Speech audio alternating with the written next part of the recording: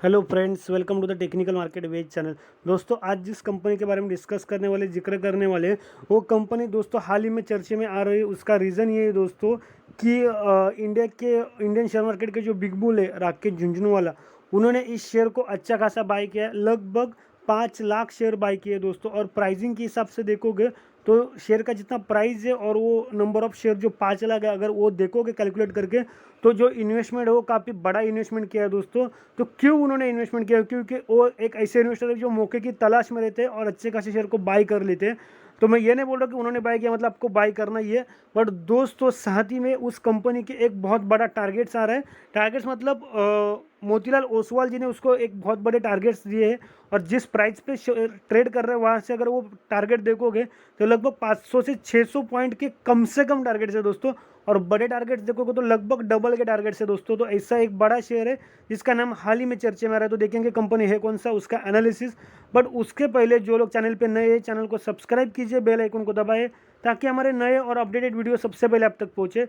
दोस्तों, हमने कल LNT के बारे में वीडियो अपलोड किया था, जो लार्सन एंड टूर्बो के नाम से फेमस है, जो LT के नाम से फेमस है और LNT के नाम से फेमस है दोस्तों। जिसको बड़ा कॉन्ट्रैक्ट मिला है, मतलब अप्रोक्सीमेटली कंपनी ने वैल्यू डिक्लेयर नहीं किया बट सिग्निफिकेंट वैल्यू है। 1000 करोड़ से 2500 तक बीच की वैल्यू है।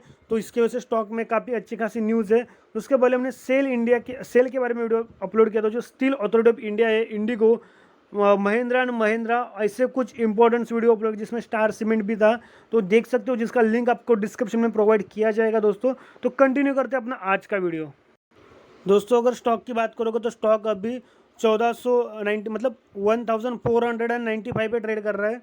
तो देख सकते हो कि लगभग उसने 16 अप्रैल को 3:30 बजे तक के डाटा है। उसने 20 रुपये का जंप लगा और परसेंट में देखोगे तो 1.36% का जंप है।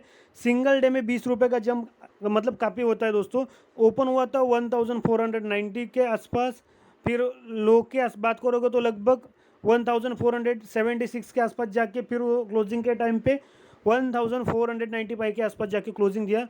अगर 5 दिन की बात करोगे तो 5 दिन पहले ये 1516 पे ट्रेड कर रहा था और बीच में आया था ये 1450 के आसपास। 1 मंथ की बात करोगे तो ये 1600 पे ट्रेड कर रहा था। 6 मंथ की बात करोगे दोस्तों तो स्टॉक था 1761 पे। और जैसे जैसे मौका मिलता, जैसे कि बीच में ये आया था दिसंबर में 1550 के आसपास, फिर उसने गया था 1700। मतलब ये मौका रहता है बाई करने का। बट आपका लॉन्ग टर्म का नजर रहेगा, एटलीस्ट थोड़ी क्वांटिटी भी ले लो, मतलब लेना है तो।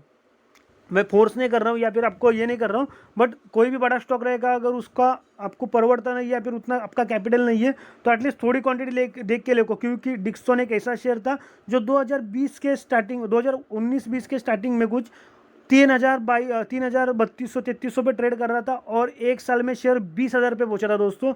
अभी हालांकि बोनस की वजह से स्टॉक 20,000 से स्प्लिट होके फिर से वो 3500-3600 पे आके आ चुका है। मतलब 3,500 या 3,600 के आसपास आया था ये बोनस की वजह से, लेकिन स्टॉक 20,000 के आसपास जाके आया है दोस्तों। मतलब गया था दोस्तों, तो ये कभी कम नहीं हुआ, एक्चुअली बोनस की वजह से वो स्प्लिट हुआ था। ऑल टाइम की बात करोगे दोस्तों तो मैं ऑल टाइम दिखाता हूँ दोस्तों। ऑल टाइम की बात करोगे तो 2012 में कंपनी आई थी 1200-1300 के आसपास। फिर लगभग हाई लगाया था 1550-1600 का। फिर मौका मिला था 2013 में, जब 300-400 पे ट्रेड कर रही थी दोस्तों। वो टाइम पे किसी ने बाई किया रहेगा तो उसको तो जन्नत मिलेगी दोस्तों। कितना रिटर्न मिला देख सकते हो आप। 2013 में लगभग 250 के आसपास का रेंज था। फिर ये ऐसा ही मौका आया था 2018 में, जब ये 700 पे ट्रेड कर रहा था। और लॉकडाउन के समय बात करोगे दोस्तों तो लॉकडाउन में कुछ ज़्यादा नहीं गिरा था शेयर, 850-900 के आसपास ही ट्रेड कर रहा था। ज़्यादा गिरावट नहीं हुई थी। क्योंकि मैं आपको हमेशा बोल रहा हूँ दोस्तों कि लॉकडाउन के समय में, जब कोरोना की वजह से लॉकडाउन लगा पिछले साल, तो दोस्तों जो फंडामेंटली स्ट्रॉन्ग शेयर थे, मजबूत शेयर थे, वो ज़्यादा नहीं गिरे थे। वो बहुत थोड़े गिरे थे, जैसे कि 30%, 20 या 30% इतने ही गिरे थे। जो वीक शेयर थे वो 50% से भी ज़्यादा गिरे थे दोस्तों। मतलब हालांकि वो भी एक मौका था, जो अच्छे शेयर थे लेकिन गिरे थे, उनको बाय करके डबल पैसा कर लिया लोगों ने। तो कंपनी है दोस्तों MCX, जो इसका शॉर्ट फॉर्म है NSE की साइड पे MCX। और यहाँ पे उसका लोगो देख सकते हो MCX, नीचे लिखा है metal and energy trade with trust. ये उसका शायद स्लोगन हो सकता है, लेकिन MCX ये उसका शॉर्ट फॉर्म है। फुल फॉर्म की बात करोगे तो multi commodity exchange of India limited, ये उसका नाम होगा full form, multi commodity exchange of India limited. अगर ओवरऑल जानकारी देखोगे तो multi commodity exchange of India limited is an independent Indian government owner commodity exchange based in India. तो एक गवर्नमेंट ऑफ इंडिया की कंपनी है जो कमोडिटी एक्सचेंज बेस में काम करती है। इट वॉज इस्टेब्लिश इन 2003 में इस्टेब्लिश हुई है by the government of India. Government of India ने इसको इस्टेब्लिश मतलब ये किया है 2003 में। It currently based in Mumbai, Mumbai में है company. It is the India's largest community derivatives exchange. तो ये इंडिया की सबसे बड़ी कम्युनिटी डेरिवेटिव्स एक्सचेंज। एनएससी के साइट पे डाटा देखोगे दोस्तों तो यहाँ पे देख सकते हो ओपन कब हुआ था, हाई कितना लगा है, या लो की बात करोगे और दोस्तों क्लोजिंग दिया है 1494 पे। 52 वीक लो की बात करोगे तो 22 अप्रैल 2020 को उसने अपना लो लगाया था 950 का। हाई की बात करोगे तो 1875 का हाई लगाया था 2020 के अक्टूबर में, 26 अक्टूबर में। तो दोस्तों अगर हाई और लो देखोगे तो 2020 में लगाया। तो कंपनी अभी 1500 लगभग 1500 के आसपास पहुंच चुकी है दोस्तों। तो कंपनी भी अपने हाई के आसपास ही है दोस्तों, क्योंकि जिस तरह का मूवमेंट है कंपनी का तो वो बहुत जल्दी अपना हाई को ब्रेक कर सकती है। यहाँ पे देख सकते हो टोटल क्वांटिटी कितना ट्रेड हुआ है। तो क्वांटिटी ट्रेड हुआ है 1,57,842। वही डिलीवरी की क्वांटिटी देखोगे तो 61,724। अगर पर्सन में देखोगे तो 39.10% जो एक ठीक ठाक और अच्छा खासा स्टेक है शेयर के प्राइसिंग के हिसाब से दोस्तों। कंपनी इन्फॉर्मेशन की बात करोगे दोस्तों तो क्वार्टरली रिजल्ट और शेयर होल्डिंग पैटर्न देखेंगे। तो सबसे पहले देखेंगे शेयर होल्डिंग पैटर्न। तो टोटल पब्लिक के पास है 99.74% और एम्प्लॉय ट्रस्ट के पास है 0.26%। अभी वो 99.74% में सबसे ज़्यादा होल्डिंग किसकी है दोस्तों? तो फॉरेन वालों की है। एक अंडरलाइन करने वाली बात है, फॉरेन वालों की सबसे ज़्यादा होल्डिंग है दोस्तों। मैं आपको दिखाऊंगा डिटेल में, और वो अपनी होल्डिंग बढ़ा रहे दिन ब दिन। साथ ही में देख सकते हो तो उसका डिविडेंड कैसा दे रहा है। 2020 में 30 रुपये पर शेयर डिविडेंड, 2019 में 20 रुपीज़ पर शेयर, 2018 में 17 रुपये। मतलब एक ही बार डिविडेंड मिल रहा है और एक भर भक्कम मिल रहा है जो अगस्त सितंबर के आसपास मिलता है। तो एक साल का डिविडेंड आया नहीं तो हो सकता है आपको मिल जाए अगर आपके पास रहेगा शेयर। ये दोस्तों कुछ और डिटेल्स देख सकते हो।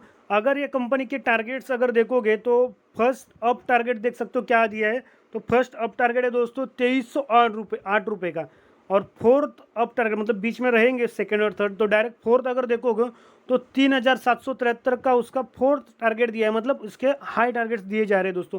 पहला टारगेट ही 2300 रुपये का दिया जा रहा है। डाउन टारगेट देखोगे तो 1100 रुपये का है, 1100 रुपये का है।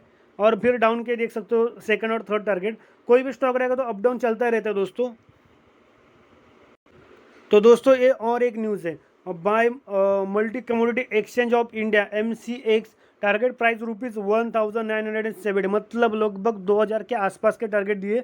मोतीलाल ओसवाल जी ने दिए ये टारगेट्स, जो मैंने आपको थंबनेल में भी बताया था दोस्तों कि कंपनी को एक लगभग 2000 के आसपास के टारगेट दिए, मोतीलाल ओसवाल जी ने दिए। और हाल ही में टारगेट दिए जब उसका प्राइसिंग था 1492, मतलब करंट प्राइस पे दिए उसके। और दोस्तों थंबनेल में मैंने और एक बताया था RJ, मतलब राकेश झुंझुनवाला ने उसको बाय किया है। Rakesh Jhunjhunwala bought 5 lakh MCX share in Q4। दोस्तों न्यूज़ है 22 घंटे पहले की न्यूज़ है, और 22 घंटे पहले की न्यूज़ ये है दोस्तों कि राकेश झुंझुनवाला जो है उन्होंने Q4 में इस कंपनी के 5 लाख शेयर बाय किए दोस्तों। अगर आपको कैलकुलेट करके देखना है तो 5 लाख इंटू 1500 करके देखिए, 5 लाख शेयर्स इंटू 1500 पर शेयर, कितना बड़ा इन्वेस्टमेंट है देखो दोस्तों। और लगभग ये स्टेक हो गया 4.19% हो गए उनका स्टेक। तो दोस्तों ये एक बड़ी न्यूज़ है और एक बड़ा इन्वेस्टमेंट है जिसके बदौलत सबका ध्यान, मतलब जो रिटेल इन्वेस्टर थे, बड़े लोगों को तो पता रहता है ये शेयर बड़े शेयर्स के बारे में, लेकिन दोस्तों रिटेल इन्वेस्टर को इस कंपनी के बारे में बहुत रेयरली पता था या फिर पता भी नहीं था। जैसे RJ ने इसको बाय किया तब जाके लोगों का ध्यान इस शेयर की तरफ आया है दोस्तों। तो देखना है कि इस कंपनी कैसी है क्या है। और दोस्तों RJ ने बाय किया मतलब हमें भी बाय करना ऐसा नहीं है और ऐसा है भी नहीं, क्योंकि दोस्तों वो बड़े इन्वेस्टर है, उनका दूर का सोच रहता है और उनका एवरेज ऑफ होल्डिंग लगभग 8 या 9 साल का है। तो वो बड़ी सोच और दूर की सोच रखते हैं, इसलिए वो बाय करते हैं दोस्तों। आपका उतना पेशेंस रहना चाहिए अगर आप उनको फॉलो करते हो दोस्तों, नहीं तो आप अपने हिसाब से चलो। लेकिन फिर भी एक अंडरलाइन करने वाली बात है, क्योंकि 5 लाख शेयर उन्होंने बाय किए 1500, मतलब अभी करंट उसका प्राइस 1500 है। तो ये प्राइस पे इतने बड़ी क्वांटिटी बाय करना मतलब बहुत बड़ी बात होती है दोस्तों। और यूं ही नहीं, वो इंडिया के बिग बुल माने जाते हैं, इंडियन मार्केट के बिग बुल माने जाते हैं, क्योंकि उनकी सोच ही बहुत दूर की सोच है दोस्तों। यहाँ पे देख सकते हो ये उनका चार्ट देखिए। अगर इंट्रेंसिक वैल्यू की बात करोगे तो करंट प्राइस ज़्यादा है उसके इंट्रेंसिक वैल्यू से। रिटर्न की बात करोगे तो एफडी से अच्छे रिटर्न है। डिविडेंड अच्छा दे रहा है क्योंकि 30 रुपीज़ पर शेयर डिविडेंड दिया था। एंट्री पॉइंट सही बता रहे, नो रेड फ्लैग्स फाउंड हो रहे हैं। पी की बात करोगे तो 32.23 का पी है, जो हाई पी है, नॉर्मली हाई पी माना जाता है ये 30 के ऊपर का पी या फिर 30 का पी। और सेक्टर का पी 36 है दोस्तों, जो देख सकते हो स्टॉक के पी से थोड़ा ज़्यादा है। बाइंग का रिकमेंडेशन 78% का देख सकते हो आप यहाँ पे। ईयरली रिजल्ट देखोगे तो वैल्यूज करोड्स में दोस्तों। 2019 के कंपैरिजन में 2020 में उनका रेवेन्यू बढ़ा था, जो 399.02 करोड़ था वो बढ़ के 503.15 करोड़ हो चुका है। और प्रॉफिट 146.24 करोड़ था, जो बढ़ के 236.50 करोड़, जो एक अच्छी खासी ग्रोथ है दोस्तों। अब यहाँ पे देखना है आपको होल्डिंग, क्योंकि होल्डिंग आपको दिखाना था, क्योंकि प्रमोटर के पास है नहीं कुछ, सब पब्लिक मतलब including mutual fund, domestic, foreign. Mutual fund की बात करोगे तो उनके पास 22% की होल्डिंग थी, जो अभी कम होकर 20.36% की होल्डिंग बच चुकी है दोस्तों, जो लगभग 1.5% से भी ज़्यादा की कम हो चुकी है। डोमेस्टिक वालों का होल्डिंग 18.15% था, जो ज़्यादा कम नहीं हुआ, 0.08% कम होकर 18.07% हो चुकी है। वही बात करोगे फॉरेन वालों की होल्डिंग तो 36.95% थी दोस्तों, जो बढ़ के 37.30% हो चुकी है, जो लगभग यहाँ पे बढ़ चुकी है एक 0.45% के आसपास। और रिटेल वालों का होल्डिंग बढ़ा है, क्योंकि राकेश झुंझुनवाला ने स्टेक बढ़ा लिया है, जिसकी वजह से इतनी ज़्यादा उसमें गैप के साथ बढ़ चुकी है होल्डिंग, जो 22.89% थी, जो अभी 24.24% है। और दोस्तों एक बात बताओ, तो ये दिसंबर क्वार्टर का लास्ट अपडेट दिसंबर 2020 का है।